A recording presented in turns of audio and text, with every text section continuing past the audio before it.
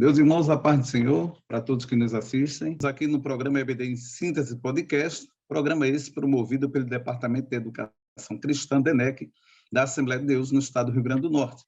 Igreja essa presidida pelo pastor Martim Alves da Silva, e o nosso Departamento de Educação Cristã, DENEC, está sob a responsabilidade do pastor Reinaldo Odilo, a quem nós já queremos mandar uma saudação fraternal, tanto para o nosso pastor presidente, quanto para o nosso diretor do DENEC. Hoje eu sou o pastor André Feitosa, pastor da Assembleia de Deus em Nova Natal, e nós estamos hoje na incumbência de comentar a lição número 13, a última lição do nosso trimestre, das lições bíblicas na nossa escola bíblica dominical. O nosso tema está posto, o Senhor estar ali, este é o tema da nossa lição. O texto áureo está em Isaías, capítulo 11, versículo 9, que diz: Não se fará mal nem dano algum em todo o monte da minha santidade, porque a terra se encherá do conhecimento do Senhor, como as águas cobrem o mar. Isaías, capítulo 11, versículo 6. E a verdade prática da nossa lição diz: o Deus de Abraão, de Isaque e de Jacó governa soberanamente seu povo. Ele está no meio do seu povo. A nossa lição de hoje tem como objetivo, nós temos os objetivos definidos, que são, primeiro, apresentar a cidade de Jerusalém no milênio, elencar os nomes das 12 tribos no milênio e mostrar que a expressão "o Senhor está ali" é um novo nome da cidade. Esses são os 3 objetivos da nossa lição de hoje. Para comentarmos essa lição, nós contamos hoje com a preciosíssima colaboração, mais uma vez, dos nossos professores das nossas escolas bíblicas dominical aqui da nossa igreja.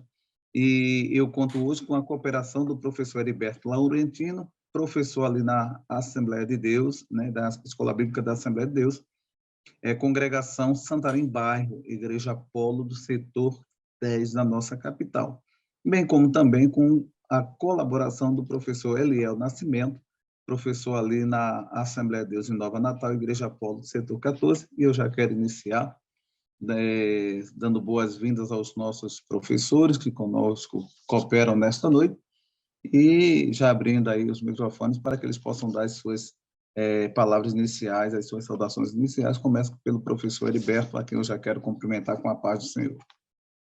A paz do Senhor, pastor André, a paz do Senhor, nobre professor Eliel, a paz do Senhor, você professor, a paz do Senhor, você aluno, vocês que fazem a escola dominical aqui na nossa cidade, nosso abraço inicial, e desejamos e esperamos também que nós tenhamos uma aula proveitosa e abençoada para cada um de nós. Maravilha. Professor Eliel Nascimento, a paz do Senhor. Pastor André Feitosa, a paz do Senhor, querido companheiro, professor Heriberto, a paz do Senhor. E esta saudação eu estendo também a você, querido professor, professora, aluno e aluna da EBD. Chegamos ao final de mais um trimestre, na verdade, a última lição do ano. E estou muito feliz de estar aqui juntamente com os irmãos, para juntos meditarmos na palavra do Senhor sobre este tema tão peculiar e tão interessante: o Senhor está ali. Maravilha, maravilha. Bom, conforme já falamos, a nossa lição ela tem alguns objetivos pré-definidos, e o primeiro dele é falar sobre o status, sobre a cidade de Jerusalém no milênio. Eu já quero começar lendo aqui a introdução, que eu acho muito relevante, porque é ela que vai nortear aquilo que a gente vai comentar hoje. E o comentarista começa na introdução dizendo o seguinte: vimos na primeira lição do trimestre que o livro de Ezequiel antecipa a tradição apocalíptica nas Escrituras. O livro de Ezequiel começa com a visão da glória de Javé e conclui com a descrição da glória de Deus na Jerusalém glorificada. Não é possível compreender o livro de Apocalipse sem os oráculos de Ezequiel. Eu já queria fazer um comentário breve a respeito dessa introdução, porque Ezequiel ele vai inaugurar um estilo literário dentro da literatura hebraica, que é essa literatura apocalíptica, essa literatura que aponta para eventos futurísticos, né? Que dentro da teologia a gente classifica isso como um texto escatológico, que aponta para o futuro. E o comentarista ele já começa dizendo algo extremamente relevante. que não tem como nós compreendermos o livro de Apocalipse se nós não compreendermos a linguagem apocalíptica incluída, inserida na mensagem do profeta Ezequiel. Vale salientar que esse tipo de literatura foi amplamente utilizado durante o período que a gente chama de período intertestamentário, inclusive resultando na produção de muitos livros ou muitos escritos espúrios, escritos apócrifos, né? Justamente tendo como, digamos assim, como orientação, como inspiração, esse tipo de literatura do livro de Ezequiel, né? Então, a gente já observa que, pela introdução dada aqui já pelo comentarista, que o livro de Ezequiel ele vai tratar de alguns assuntos, ele estava profetizando algumas profecias que não é para a sua época, apesar de estar falando para os seus contemporâneos, mas era uma mensagem que apontava para o futuro, para o porvir. E é dentro dessa perspectiva que a gente vai analisar essa questão de Jerusalém. O primeiro tópico da nossa lição, assim, aí no finalzinho diz assim, a presente lição encerra o estudo o trimestre estudando os aspectos da Jerusalém do milênio. E aí eu acho importante a gente fazer um retrospecto, eu acho extremamente relevante. Qual é a mensagem, qual é o bojo da mensagem do profeta Ezequiel? Ezequiel estava profetizando para os seus contemporâneos a respeito da justiça divina que haveria de vir, o que estava sendo aplicado sobre a nação de Israel, inclusive com juízo, né, que resultaria, culminaria na deportação de todo o povo e na destruição da cidade. Entretanto, na sua mensagem final, no final, né, do livro, já caminhando para o final, o profeta ele também vai profetizar, e aí já numa mensagem mais escatológica, a restauração daquele povo e a restauração de Israel. E, por conseguinte, a restauração também da cidade. Observemos que a lição de hoje ela está intrinsecamente ligada às lições de número 11 e 12, porque na lição de número 11 nós estudamos sobre a visão do templo, né, restaurado no milênio, porque o templo já havia sido devastado naquela época. E, ainda retroagindo um pouquinho, né, para a lição de número 10, né, onde o profeta vai falar sobre a restauração. Então, a partir da lição 10, a gente já vai ver que o profeta começa a falar sobre a restauração do povo, a restauração do templo e também agora, não mais a restauração, mas apontando para essa Jerusalém no milênio e a sua reestruturação para o governo de Cristo aqui na Terra. Então, é esse o objetivo da nossa primeira lição. Eu não quero exaurir o comentário do tópico, porque eu quero avaliar a contribuição dos dois professores que conosco estão. Mas antes de nós falarmos sobre a cidade de Jerusalém no milênio, eu acho importante a gente, querido professor, recapitular para o aluno, né, trazer para o aluno essa questão do que é o milênio, essa visão do que é o milênio, né? Qual é a previsão bíblica para a instauração desse milênio? O que vem a ser o milênio? Né? A palavra milênio, a despeito dela não estar nas escrituras, porque talvez alguém diga assim, a palavra milênio não está na Bíblia, mas a previsão de um reino de 1000 anos, de 1000 anos de governo, ela é bíblica. E você pode, por exemplo, ver isso na palavra de Deus lá em Apocalipse capítulo 20, do versículo 1 ao 4, que diz o seguinte: e vi descer do céu um anjo que tinha a chave do abismo e uma grande cadeia na sua mão. Ele prendeu o dragão e a antiga serpente, que é o diabo Satanás, e amarrou por 1000 anos. E lançou-o no abismo, e ali o encerrou, e pôs selo sobre ele, para que não mais engane as nações, até que 1000 anos se acabem. E depois, importa que seja solto por um pouco de tempo. Aí, veja o que é que diz o versículo de número 4, querido professor, querido ouvinte, né? Você que nos assiste, veja o que é que diz o texto. E vi tronos, e assentaram-se sobre eles, e foi-lhes dado o poder de julgar. E vi as almas daqueles que foram degolados pelo testemunho de Jesus e pela palavra de Deus, e que não adoraram a besta nem a sua imagem, e não receberam sinal em suas testas, nem em suas mãos, e viveram e reinaram com Cristo durante 1000 anos. Observe que aqui é uma previsão de um reino de Cristo durante 1000 anos. Quando a gente vai para Apocalipse capítulo 5, e o versículo 9 e 10, ele diz assim: E cantava um novo cântico, dizendo: Digno és tu de tomar o livro e abrir os seus selos, porque foste morto, e com teu sangue nos compraste para Deus de toda a tribo, e língua, e nação e povos. E para o nosso Deus nos fizestes reis e sacerdotes, e reinaram sobre a terra. Então, pelo texto que nós lemos, Apocalipse capítulo 5 e Apocalipse capítulo 20, a gente já percebe que há uma previsão bíblica, profética, de que Cristo reinará durante 1000 anos e que esse reino será aqui na terra. Então, podemos inferir, não podemos concluir, deduzir do texto lido, que haverá um governo de Cristo sobre a terra durante 1000 anos.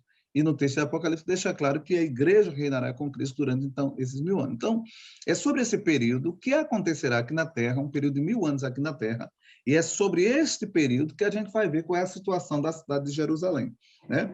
Com relação ao milênio, seria talvez o professor seja indagado por algum aluno com relação a essa questão do milênio, porque existem 3 correntes escatológicas a respeito do milênio. Existe uma corrente teológica que não acredita na literalidade de um reino de 1000 anos de Cristo aqui na Terra. Essa corrente teológica se chama de amilenismo, ou os amilenistas. Eles não acreditam que isso acontecerá. Eles dão uma interpretação figurada a isso. Existem os pós-milenistas, que acreditam, na verdade, que Cristo voltará após o milênio. E o que seria o milênio, então, para o pós-milenismo? Seria a ampliação ou a expansão do evangelho a ponto de todo mundo estar sob o domínio de Cristo, mas sobre a égide do evangelho. É como se a igreja conseguisse cristianizar ou evangelizar todo mundo, e nesse período, né, Cristo estaria reinando através do evangelho. Então, é algo meio que figurado também, né? Apesar de acreditar que... Essa é uma visão também que, para acreditar, a gente precisava de acreditar que o evangelho ele vai se expandir a ponto de dominar todo mundo. Não é o que a gente vê nas Escrituras, né? Muito pelo contrário, Jesus diz assim, e por se multiplicar a iniquidade, o amor de muitos esfriará. Jesus diz que muitos são chamados, poucos são escolhidos. Então, a gente não encontra previsão bíblica para acreditar que a igreja converterá o mundo todo e esse mundo estaria sobre o reino de Cristo. Isso de uma forma assim mais que em observância ao evangelho. E a terceira corrente teológica, que é o pré-milenismo, né? E é onde nós nos encaixamos, nós acreditamos que Cristo ele volta antes do milênio e implanta o milênio após a sua volta. Então, é dentro desse contexto que é importante. Eu penso que é importante para o senhor saber disso, e é importante você dar uma pesquisada, querido professor, com mais profundidade, porque é o tipo de pergunta que você já pode se deparar, o aluno ele pode indagar a respeito disso. Bom, mas, enfim, e qual é o status de Jerusalém nesse período, nesse milênio, né? E é sobre isso que o primeiro tópico da nossa lição ele já vai se deparar, né? Sobre o status da cidade de Jerusalém nesse período milenial. Eu já quero começar com o professor Eliel, dando a sua contribuição a respeito desse primeiro tópico, né? Pode já comentar os 4 subtópicos, e na sequência o professor Heriberto. Professor Eliel. Querido pastor André e professor Heriberto e demais inscritos do canal, eu gostaria de, a título introdutório, né, introduzir aqui o meu comentário acerca do primeiro tópico, falar, na verdade, ou reforçar algo que o pastor André já trouxe para nós neste momento, que é o caráter escatológico do tema de hoje, não é? Então, a missão hoje é estudar a Jerusalém do milênio, né? E é importante nós fazermos uma distinção entre a Jerusalém do milênio e a Nova Jerusalém. A Nova Jerusalém está descrita ali no capítulo 21 de Apocalipse, em especial o capítulo 2, enquanto a lição de hoje trata sobre a Jerusalém do milênio, né? O milênio, o pastor André também já nos trouxe essa colocação, ele está previsto também ali no capítulo 20 do livro do Apocalipse.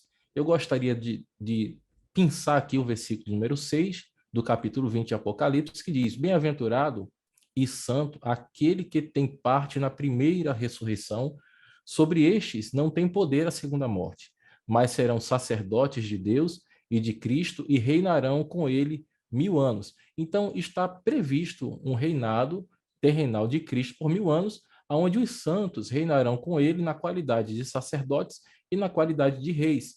É importante frisar, meus queridos irmãos, que esta primeira ressurreição tratada aqui no versículo 6 de Apocalipse 20, ela não é a ressurreição do arrebatamento, aquela ressurreição que está lá especificada em 1 Tessalonicenses, capítulo 4, versículo 16, aquele texto que nós conhecemos e amamos muito, que diz que o mesmo Senhor descerá do céu com alarido, com voz de arcanjo, com a trombeta de Deus, os mortos em Cristo ressuscitarão primeiro. Mas esta ressurreição aqui é algo diferente. Esta ressurreição, ela é a ressurreição dos mártires, dos santos, que estão especificados no versículo 4 deste mesmo capítulo, né? Diz lá no versículo 4 de Apocalipse 20, que estes santos, eles foram degolados, né? É interessante essa forma específica que o texto traz de como esses santos irão morrer, degolados pelo testemunho de Jesus e que não adoraram a besta. Então, fica claro que trata-se de pessoas que perderam a sua vida durante um governo da besta, né, do falso profeta, da besta, do anticristo, mas que mantiveram a sua postura de serem fiéis ao Senhor, dando testemunho de Jesus e não se dobrando à besta, não é? Então, este governo milenial, ele será a partir de uma cidade, não é? A cidade de Jerusalém, a Jerusalém do milênio, que nós estamos estudando hoje.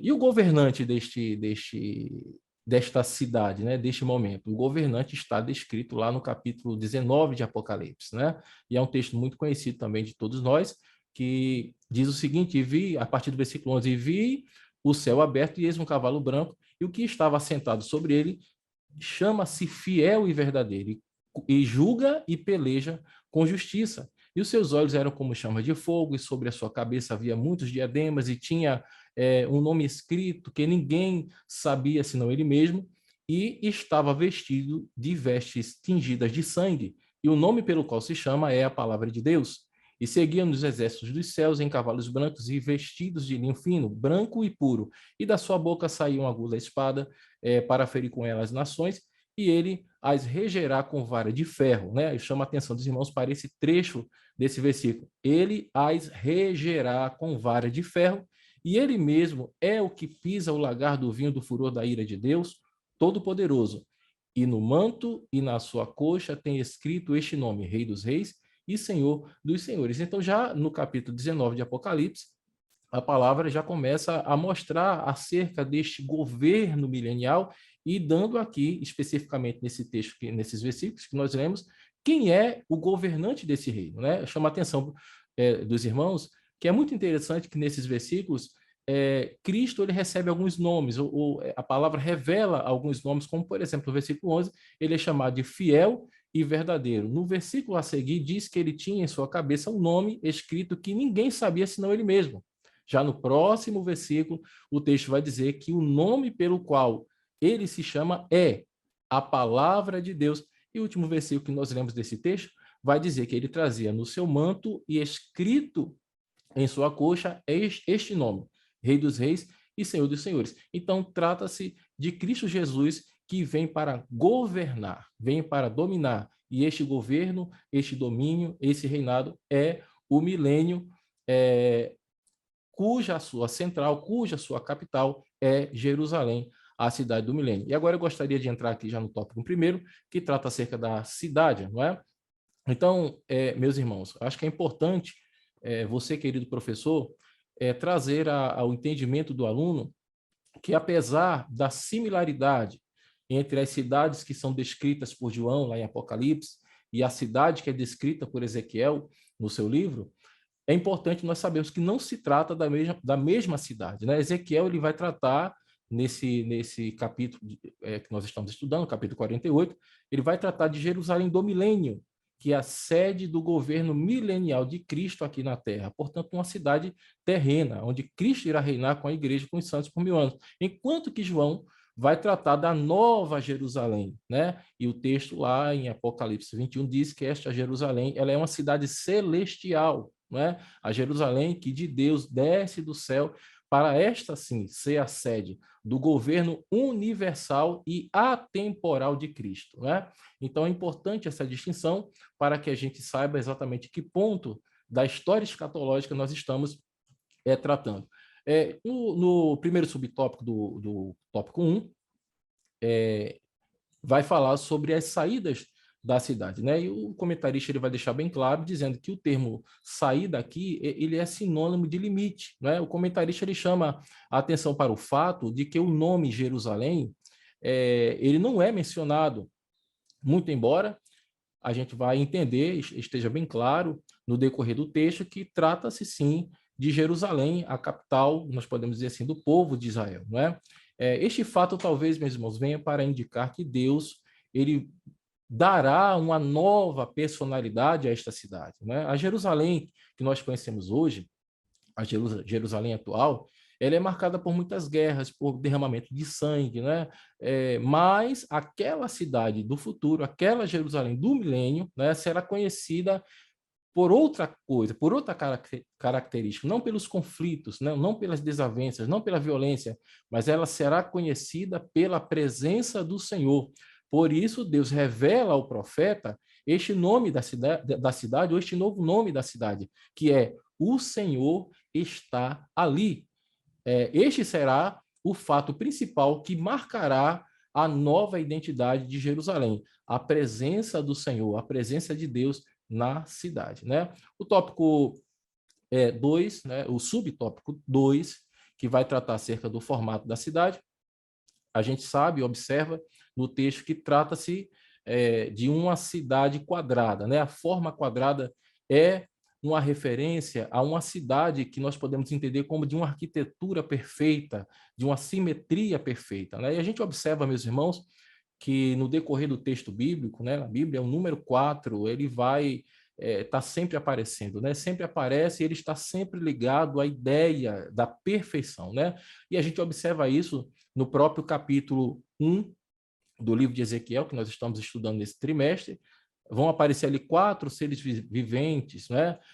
Com 4 rostos, 4 asas, 4 mãos, né? Esses seres estavam associados à glória de Deus, que naquele momento Deus estava mostrando ao profeta que estava deixando a cidade, enquanto na lição de hoje nós estamos vendo o contrário, né? Nós estamos vendo a glória de Deus de volta à cidade, né? Por quê? Porque o Senhor está ali. Glória a Deus. Um outro exemplo disso, né? No capítulo 10 de Ezequiel, mais uma vez são mostrados 4 querubins com 4 rostos e são, irmãos, inúmeras referências ao longo da Bíblia. A gente poderia falar aqui sobre o número 4. É claro que isso não se trata de numerologia, de forma alguma, né? Mas é apenas mostrando que o número 4 traz essa ideia de algo perfeito, né? Algo que é, de fato, perfeito.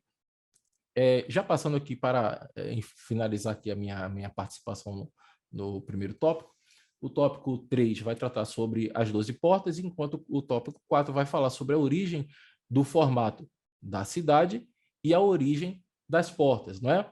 Então, o subtópico 3. Enquanto a Jerusalém do tempo de Ezequiel era uma cidade que tinha aí aproximadamente 6 portas, essa Jerusalém do milênio, a Jerusalém que está sendo revelada ao profeta, ela possui 12 portas. Talvez isso seja uma referência, venha nos falar de que esta Jerusalém, ela é uma cidade superior, né? A superioridade desta cidade em relação àquela Jerusalém do passado, né? O texto também ele mostra que essas 12 portas serão chamadas pelos nomes dos 12 patriarcas tribais de Israel, conferindo um novo significado, não às portas, mas um significado novo a cada uma das 12 tribos, não é? De Israel, como que portas de acesso do povo à presença do Senhor que está ali na cidade. Esse é o tema da nossa lição. O Senhor está ali, né?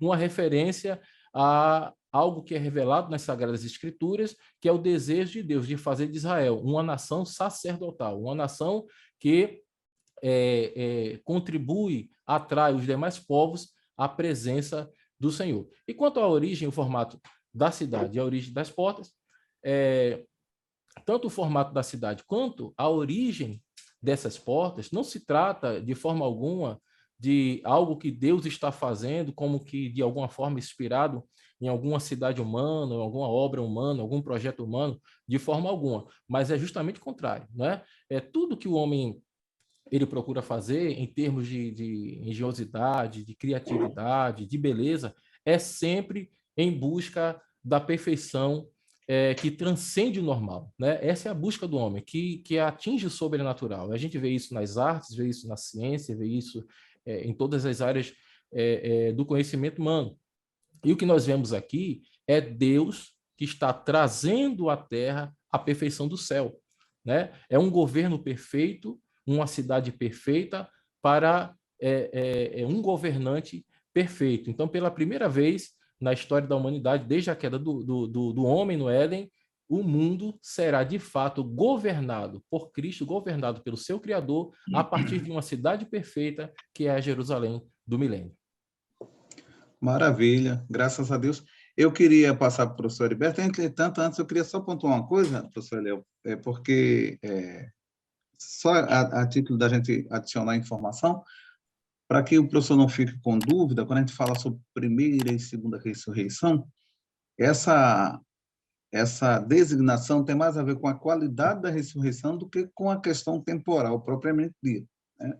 Porque quando a gente, só voltando um pouquinho àquele texto que a gente leu em Apocalipse, né? Eu queria voltar aqui ao texto de Apocalipse 20, né? Até lido pelo professor, que diz assim, e 20 tronos e assentaram sobre ele, e foi-lhes dado o poder de julgar e ver as almas daqueles que foram degolados pelo testemunho de Jesus, e aqui está falando realmente daquelas pessoas que foram mortas no período da grande tribulação, né? E pela palavra de Deus, e que não adoraram a besta nem a sua imagem, não receberam o sinal em suas testas nem em suas mãos, e viveram e reinaram com Cristo durante 1000 anos. Então, essas pessoas aqui citadas no versículo 4, certamente os mártires do período tribulacional, do período da grande tribulação, que foram ressuscitados, né, para reinarem com Cristo. Mas no versículo 6, ele vai dizer assim, bem-aventurado e santo aquele que tem parte na primeira ressurreição. Sobre isso não tem poder a segunda morte, mas serão sacerdotes de Deus vivo e reinarão com eles 1000 anos. Versículo 5, perdão. Mas os outros mortos, ou seja, aqueles que não fazem parte da primeira ressurreição, não reviverão até que os 1000 anos se acabaram. Essa é a primeira ressurreição. Então, o que é que a gente pode entender nesse versículo 5?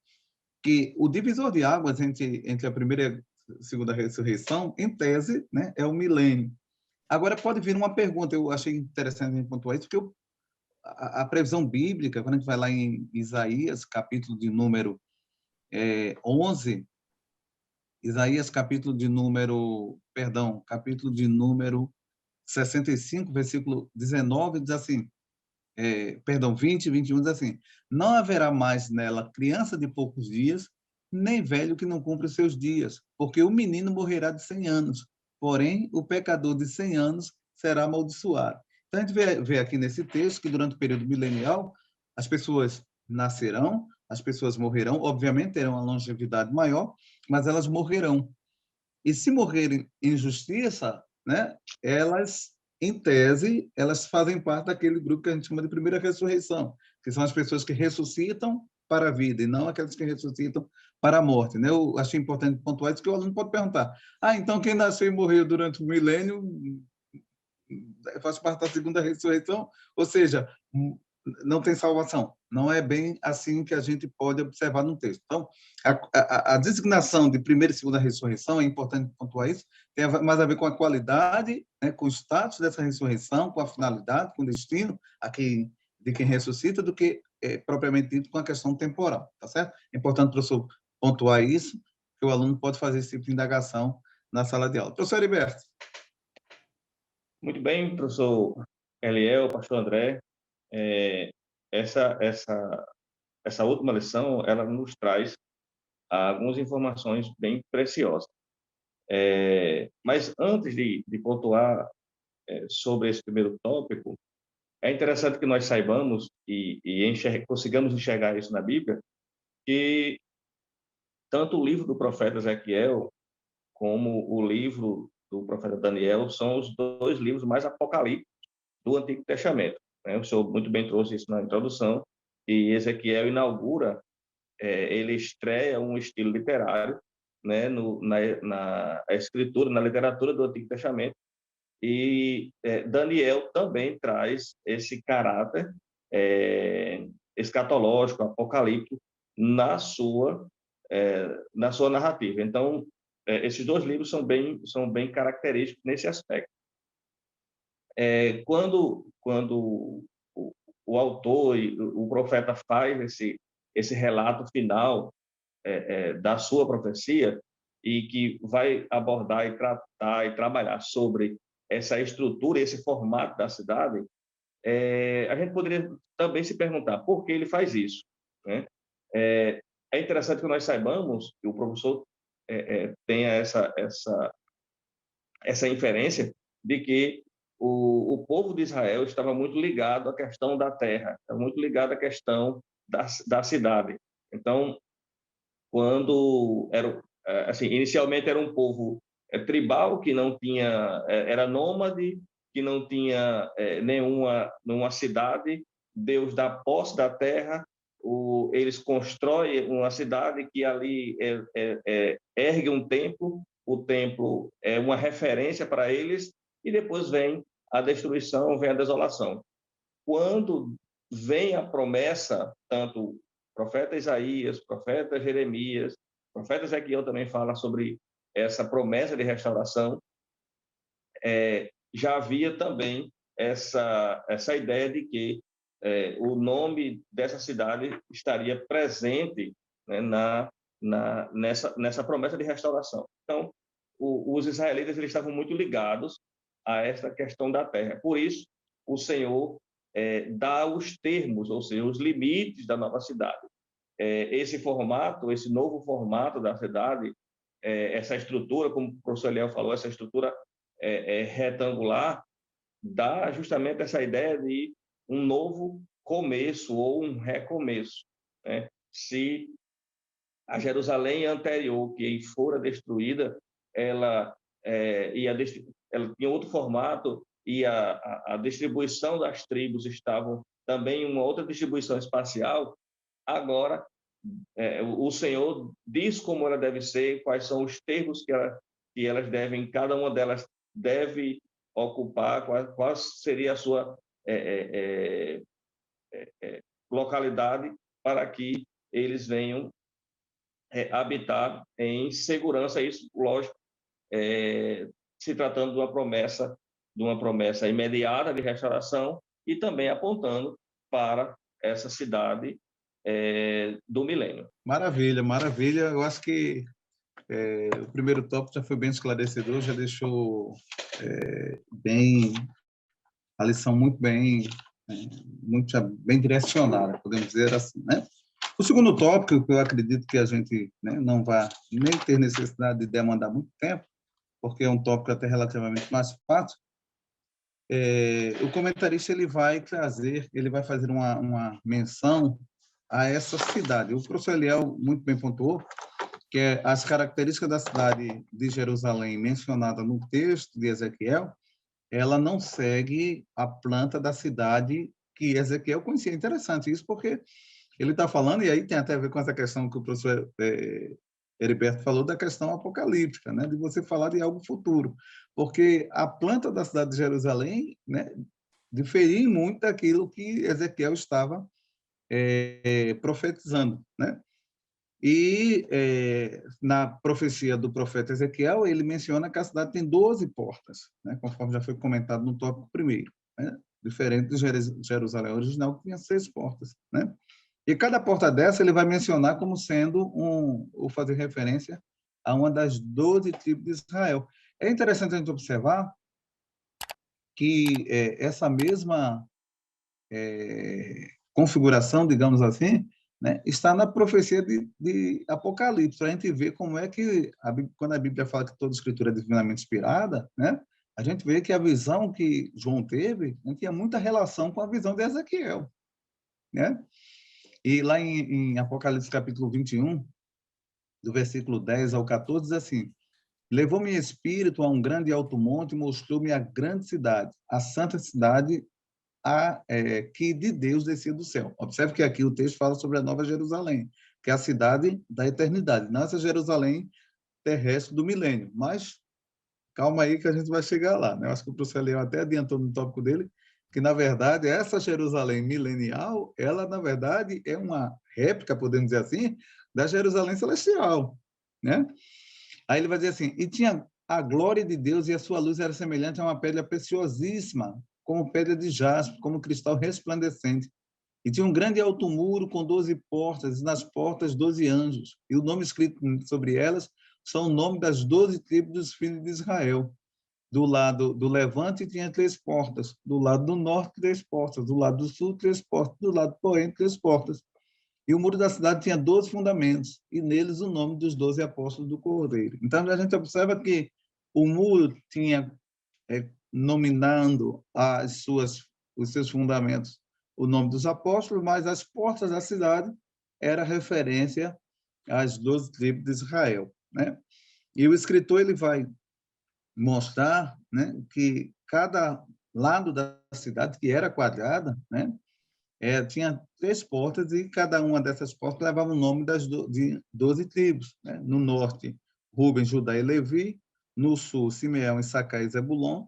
No leste, José, Benjamim e Dan. E no oeste, Gad, Azer e Naftali, ou Naftali. Então, a gente observa que ele vai falar agora sobre essas portas, e o tópico 2 vai falar sobre essa relação, né? Essa nomenclatura das 12 tribos, que, por exemplo, aqui a gente vai ver que a tribo é mencionada como José. Em algumas passagens bíblicas, na verdade, a gente sabe que José não compunha uma só tribo, mas eram 2 tribos, né, que era a tribo de Manassés e a tribo de Efraim. Por quê? Porque na contagem das tribos, Levi, que aqui aponta para o norte, não contava, porque Levi era uma tribo sacerdotal.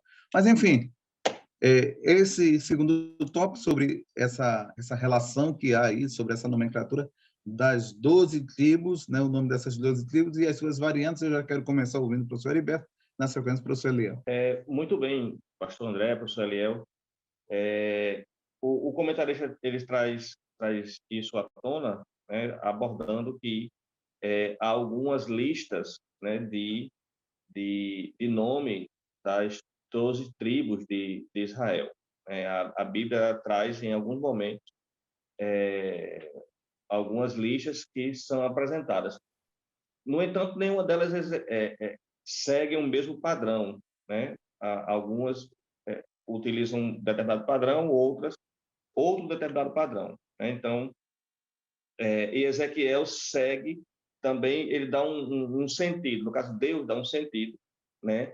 E aí o comentarista até coloca aqui, Ezequiel segue o sentido horário a partir do norte da cidade, com Rubem, Judá e Levi, ao leste ou oriente, José e Benjamim, e Dan, e ao sul, Simeão, Issacar e Zebulon, ao oeste, Gad, Azer e Naftali. Então, não existe esse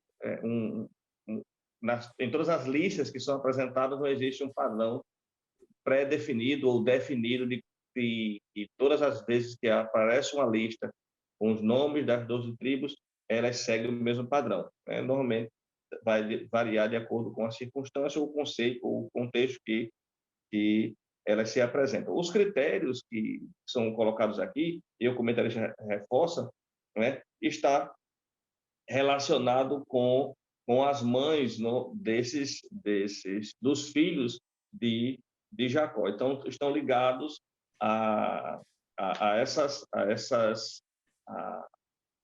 mãe dos filhos, que é estabelecido esse critério. A partir dos nomes das mães é que é estabelecido esse critério. Então, e aí o propósito dos nomes, no subtópico número 3, dos 3 patriarcas do Gênesis, Abraão, Isaac e Jacó, o último deles foi o único em que não houve nenhuma eliminatória dos filhos para a formação das tribos de Israel. Se de Abraão tinha Isaac e foi escolhido Jacó, né? De Jacó todos foram escolhidos ou incluídos na nação. Então, a dinâmica que é dada sobre esses nomes né, das 12 tribos, na formação e a utilização nas portas da cidade, segue esse padrão a partir da escolha, melhor dizendo, a partir do nome das mães. Maravilha. Professor Eliel. Pastor André, querido companheiro Heriberto, demais irmãos que estão conosco neste momento, o tópico 2 ele vai tratar sobre a questão do nome das 12 tribos, não é? Como já foi dito antes, as portas desta nova cidade, elas receberam os nomes das 12 tribos de Israel. Isso, irmão, vai nos remeter ao fato de que Deus ele constitui um povo sacerdotal, um povo santo, justamente a partir de um povo imperfeito e um povo pecador, né? É uma referência à misericórdia de Deus, uma referência à sua graça. Quando nós olhamos para o início dessa história, deste povo de Israel, e confrontamos ele com esta cidade perfeita, não é? Onde as suas portas, cujos povos de todo o mundo passarão para adorar o Senhor que está ali na cidade, não é? Nós observamos que Deus ele constitui esta nação sacerdotal justamente a partir de um povo imperfeito, né? De um povo pecador. Um povo que tem uma tendência à idolatria, que tem uma tendência à prostituição. Isso é uma matéria de estudo farto, quando nós observamos ali a história do povo de Israel, desde a sua saída no Egito, né? Já com o episódio do bezerro de ouro, e esse fenômeno da idolatria vai acompanhar esta nação ao longo da sua história, mas digamos assim, no fechamento da história, né? Na conclusão da história, o que nós vemos é a restauração. Nós estudamos isso de maneira mais profunda em lições já passadas, em especial na lição que tratou sobre o Vale de Ossos Secos, da restauração de Israel, e isso mostra como Deus é gracioso, como Deus é poderoso e como Deus é fiel com as suas promessas, glória a Deus, e que aquilo que o Senhor tem como plano para o seu povo se cumpre porque ele é Deus, ele é poderoso e ele é, de fato, fiel. Quanto ao critério da ordem dos nomes, o subtópico 2 do tópico 2, conforme nos mostra o comentarista, a ordem dos nomes é uma alusão à família de Jacó, né? A partir das suas esposas. Jacó, nós sabemos da sua história, ele teve duas esposas e, podemos dizer, duas concubinas, né? A Bíblia nos conta que Jacó gerou 12 filhos a partir dessas 4 mulheres, né? Então, meus queridos irmãos, isso vai falar que Deus, ele justamente pega esta família de Jacó, que nós podemos dizer que é uma família fora do padrão estabelecido por Deus, né? Fora daquilo que nós entendemos como uma família adequada, né? A família de Jacó, podemos dizer que é uma família, de certa forma, desajustada, né? Mas os desajustes da família de Jacó não impediram o plano de Deus para a nação de Israel. Glória a Deus, né? Então, Deus, ele é fiel. E o propósito dos nomes, tratando aí, já entrando no subtópico 3, os nomes dos filhos de Israel passaram também a designar o território que foi ocupado pelas tribos, né? Então, assim, esses nomes também tornaram-se uma referência à própria terra da promessa, a terra prometida, né? A terra que mana leite e mel. Eles passaram a ser um memorial da fidelidade de Deus, do compromisso que Deus tem com as suas promessas em cumprir fielmente, cabalmente com tudo aquilo que ele promete, né?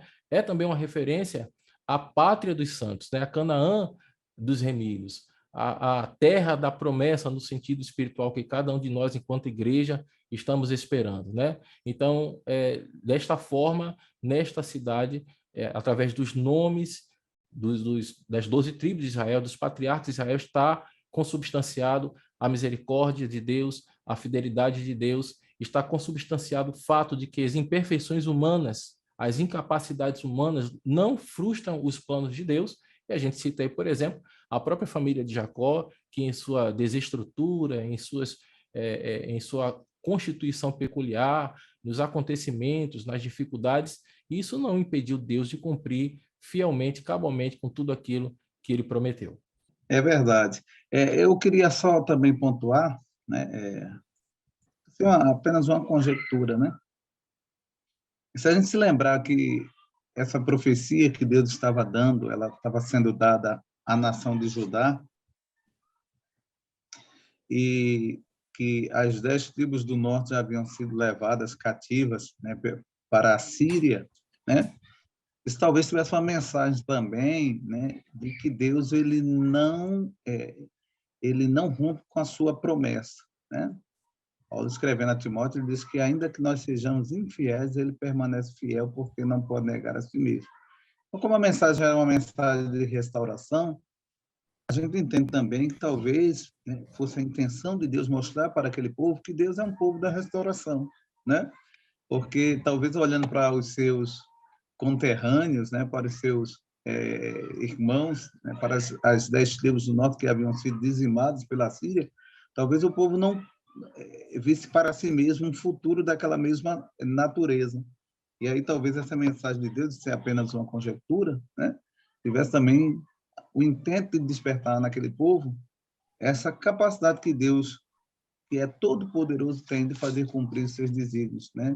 E nenhum dos seus planos serem frustrados, né? E aí nós chegamos ao terceiro tópico, já finalizando, né? E ele aponta, né, que a cidade de Jerusalém agora, né, no milênio, ela tem um novo nome, que é o Senhor está ali, apontando, né, ou Jeová Chamar, né? Yahvé Chamar, né? O Deus está ali, apontando para a presença contínua de Deus no meio do seu povo. Eu já peço ao professor Eliel para comentar esse terceiro tópico, na sequência o professor Heriberto. Muito bem, pastor André, o tópico 3, né, o terceiro tópico, ele é o cerne, né, ele é o ápice da lição de hoje, e o Senhor está ali. Muito interessante este nome. Nós sabemos que a cidade de Jerusalém, ao longo da sua história, ela recebeu diversos nomes, né, como, por exemplo, o nome de Salém, já foi a cidade dos Jebuseus, né, chamada de Jebus. Logo em seguida, já no reinado de Davi, a palavra do Senhor nos conta que Davi, ele toma posse da cidade e a partir daquele momento ela também passa a ser chamada de cidade de Davi ou cidade real, não é? Ela também foi chamada de Sião. Ariel, que também é um nome que não é muito comum, mas também é um nome atribuído a Jerusalém. Ariel significa forja, né? ou fornalha. Algumas traduções, em vez de trazer Ariel, traz fornalha, não é? Então, todos esses nomes estão relacionados a algum período histórico ali da cidade de Jerusalém. E todos esses períodos sempre foram marcados por algum tipo de conflito, algum tipo de disputa, algum tipo, digamos assim, algum momento em que o povo estava vivendo, às vezes em rebeldia, às vezes em idolatria, né? Esses nomes estão sempre relacionados à cidade de Jerusalém, dentro de momentos históricos da cidade. E nós sabemos, aí já entrando no segundo subtópico, que Deus, ao longo das Escrituras, vai trazer nomes, né? Nós vamos observar nomes de Deus que são revelados nas Santas Escrituras. E a revelação desses nomes de Deus tem o propósito de revelar o caráter de Deus, o seu caráter, o seu poder, a sua natureza, né? Quando nós olhamos a história do patriarca Abraão, né, a gente observa que Abraão passa por uma grande provação e, ao término daquela provação, ao término daquela experiência, Abraão passa a conhecer Deus como Jeová Jireh, o Deus que provê, né? O Deus da providência, o Deus que provê o socorro, provê o necessário, provê, especificamente no caso de Abraão e Isaque, o Senhor proveu um cordeiro para ser morto em lugar de Isaque, né?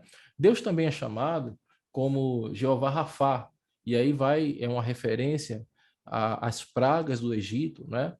O Egito foi duramente atingido por muitas pragas, a terra do Egito, mas Deus, ele guardava o seu povo. Essas pragas, essas pestes, né, não atingiam o povo de Deus que estava ali, embora estivesse no mesmo território, mas Deus, ele trazia a proteção.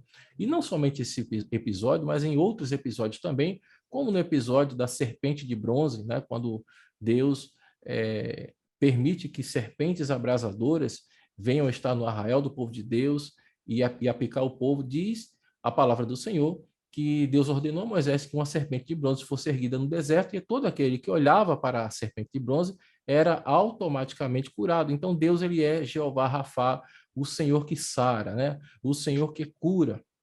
Dessa maneira, meus irmãos, são diversos os nomes e os títulos de Deus que são revelados no decorrer do texto sagrado, todos sempre procurando revelar um aspecto da pessoa, do poder e da personalidade de Deus. Mas agora vem um novo nome, e aqui já estamos entrando no subtópico 3, que é Yahvé Shammah ou Jeová Samá. O Senhor está ali, é o nome de Deus que está nesta visão, nesta profecia escatológica dada ao profeta, que está associado a esta cidade de Jerusalém, a Jerusalém do milênio. Isso para mostrar que esta cidade, de fato, possui a presença física e real do Deus Criador Todo-Poderoso. Né? Será um tempo como nunca houve igual na história da humanidade. Não é? Eu já disse isso e repito com toda segurança, porque nesse momento da história da humanidade, o próprio Deus Criador, na pessoa bendita de Jesus Cristo, seu Filho, estará reinando entre nós, a partir da cidade que passará a se chamar O Senhor está ali. Glória a Deus. Então, o próprio Deus governará o mundo a partir desta cidade que se chamará O Senhor está ali, ou Jeová Samá, o Senhor está presente. Glória a Deus. Que Deus possa abençoar os amados irmãos, que o Senhor Jesus possa continuar inspirando a cada professor. O meu desejo, pastor André, querido irmão Heriberto e todos os irmãos, é que realmente esta lição venha a ser esses comentários venham a ser de grande valia para os nossos professores. Que Deus possa em Cristo abençoar a todos em nome de Jesus. Amém, graças a Deus. Professor Heriberto. Muito bem, pastor André, professor Eliel.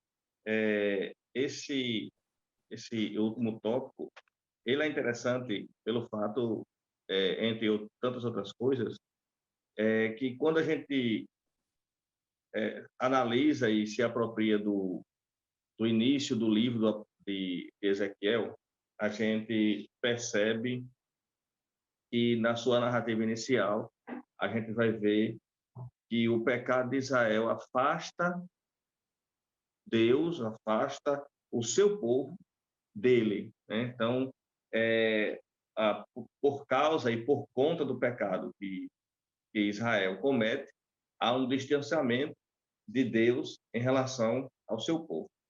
E o livro de Ezequiel termina com essa sentença ou esta afirmativa de que na cidade que houver de ser restaurada, o Senhor está ou estará ali. Então, é interessante isso, para que nós possamos entender que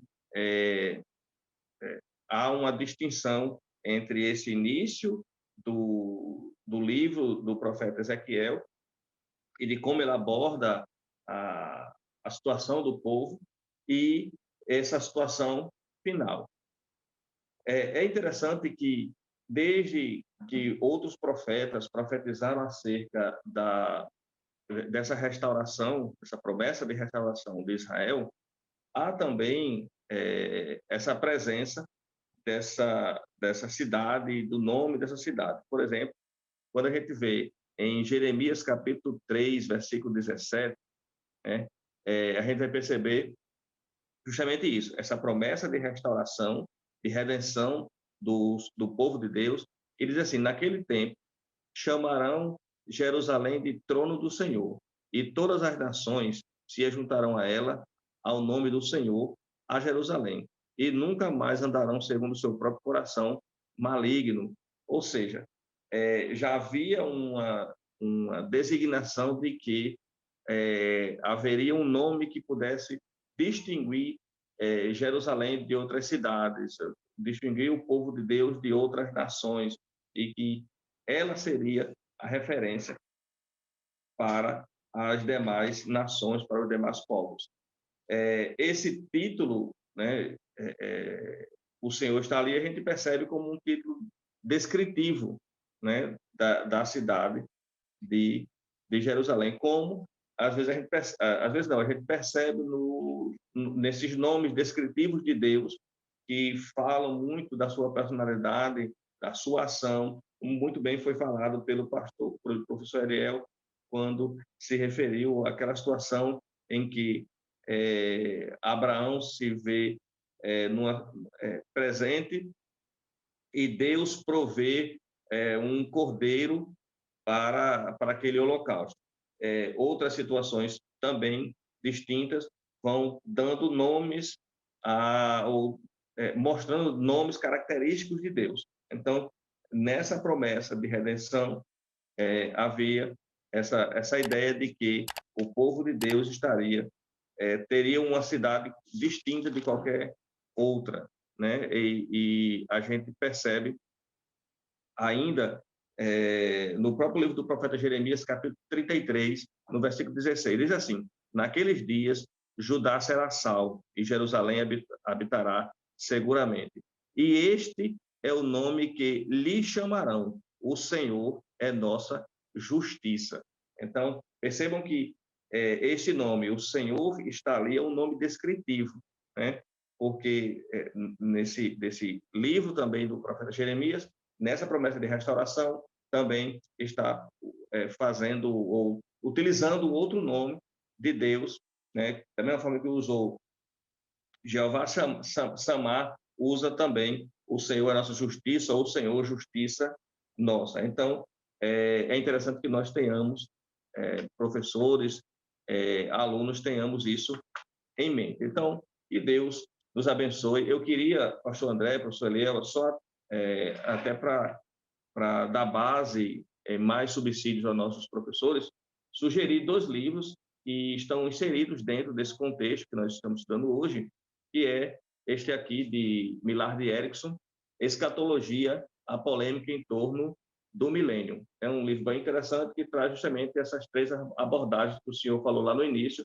E um outro, não menos importante, é esse aqui, O Milênio, 3 pontos de vista. E aí também, justamente, falando acerca dessas três correntes teológicas que falam acerca do milênio. Então, o milênio, 3 pontos de vista, e escatologia, a polêmica em torno do milênio, é do Millard Erickson. Então, fica aqui minhas 2 dicas de livro para que o professor ele possa enriquecer ainda mais a sua aula. Então, que Deus nos abençoe, e abençoe você, professor, você, aluno, e em nome de Jesus. Graças a Deus, maravilha, excelente participação. Estamos chegando aí ao término do nosso comentário.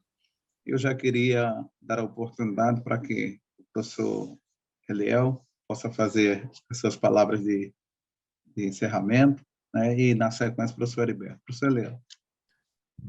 Muito bem, pastor André, eu queria registrar o meu agradecimento a Deus em primeiro lugar, ao nosso pastor Martim, a toda a equipe do DNEC, na pessoa do pastor Reinaldo Odílio. Quero agradecer ao senhor, que tem também nos aberto esta oportunidade de contribuir com os irmãos, e desejar ardentemente que cada professor, cada aluno, seja grandemente abençoado por Deus.